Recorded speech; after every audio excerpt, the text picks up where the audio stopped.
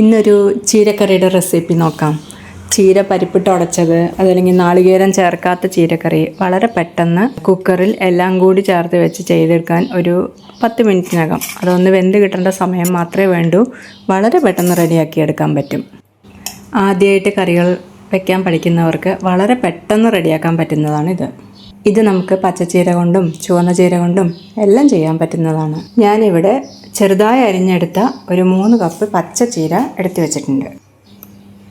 ഒരു കുക്കറിലേക്ക് വൃത്തിയായി കഴുകിയെടുത്ത 1/2 കപ്പ് തോരൻ പരിപ്പ് ചേർത്ത് ഒരു 3 കപ്പ് വെള്ളം ഒഴിച്ചതിന് ശേഷം അതിലേക്ക് ഒരു 3 പച്ചമുളക് നീളത്തിൽ കീറിയതും ഒരു സവോള ചെറുതായി അരിഞ്ഞതും ചേർത്ത് ഒരു 4-5 വെളുത്തുള്ളി അല്ലി അതുകൂടി ചേർത്തതിന് ശേഷം ഒരു തക്കാളി, പുളിക്ക് ആവശ്യമായ ഒരു തക്കാളി അതും ഒന്ന് ചെറുതായി അരിഞ്ഞ് അതിലേക്ക് ചേർക്കുക. പിന്നെ നമ്മൾ നേരത്തെ അരിഞ്ഞു വെച്ചിരിക്കുന്ന ആ ചീര കൂടി അതിലേക്ക് ചേർത്ത് 1 ടീസ്പൂൺ ഉപ്പും 1/2 ടീസ്പൂൺ മഞ്ഞൾപ്പൊടിയും ഇട്ട് ഒന്ന് നന്നായി ഇളക്കി കൊടുത്തു കഴിഞ്ഞതിന് ശേഷം കുക്കർ അടച്ച് വെക്കുക.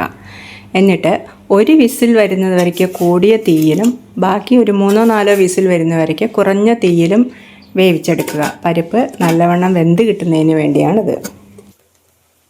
കഷ്ണങ്ങളെല്ലാം നല്ലവണ്ണം വെന്തതിന് ശേഷം നന്നായി ഒന്ന് ഉടച്ച് ചേർക്കുക. വേണമെന്നുണ്ടെങ്കിൽ ഈ കറിയിലേക്ക് കടുക് വറ്റൽമുളകും കൂടി താളിച്ചിടാം. ഞാനിതിലേക്ക് താളിച്ചിടുന്നില്ല. കുറച്ച് പച്ച വെളിച്ചെണ്ണ ഒഴിച്ചു കഴിഞ്ഞാലും നല്ല ടേസ്റ്റുള്ളൊരു കറിയാണിത്.